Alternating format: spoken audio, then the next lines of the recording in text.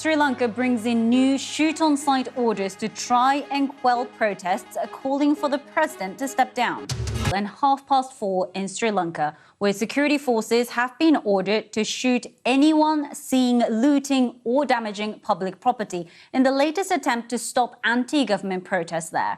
Since last month, the country has been rocked by demonstrations over soaring prices, power cuts, and a lack of medicines. Demonstrators are calling for the resignation of President Gotabaya Rajapaksa. His brother, Mahinda Rajapaksa, stepped down as Prime Minister on Monday following violent street clashes. Protesters have defied an island-wide curfew, and at least 8 people have died and 200 have been injured.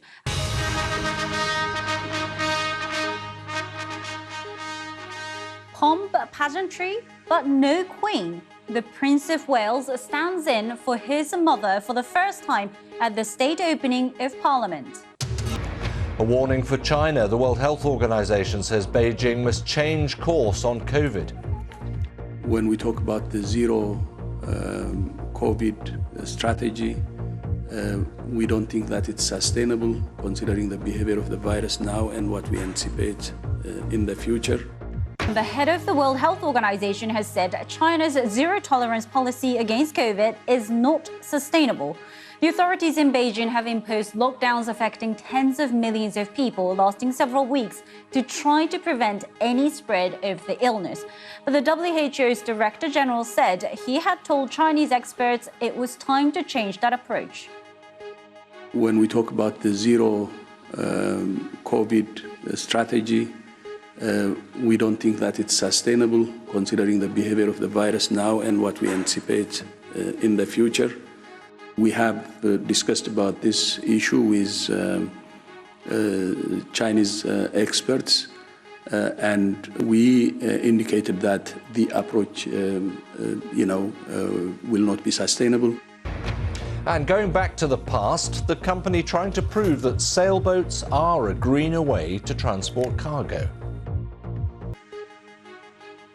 In court in New York, the former president of Honduras, Juan Orlando Hernandez, has pleaded not guilty to drugs and weapons charges. Mr. Hernandez, who governed from 2014 to January this year, was arrested in February. This is him being extradited from Honduras to the U.S. last month.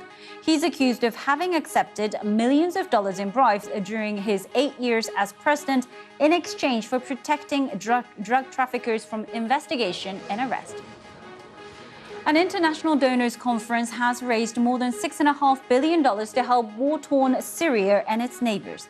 The news was announced on the second day of a UN-backed conference in Brussels. Earlier, the UN High Commissioner for Refugees, Filippo Grandi, warned that the humanitarian situation for Syrians was catastrophic.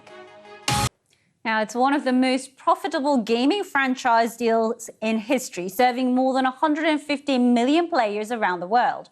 For the best part of 30 years, Electronic Arts has enjoyed huge success with its FIFA series of titles, but now the company says it's splitting from FIFA, football's governing body. The families of 8 miners trapped by floodwaters in Burkina Faso say they are still hopeful they'll be found alive. Nothing's been heard of the miners who were working 520 metres, that's some 1,500 feet or more, below ground last month. The Canadian owners of the zinc mine say specialist equipment's been brought in from Ghana and South Africa.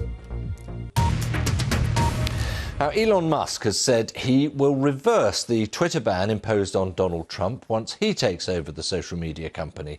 He's the richest man in the world. He's agreed a $44 billion takeover bid with the Twitter board. That was last month. But he has also said it was not yet a done deal. Ideally, it would be completed in the next 2 to 3 months.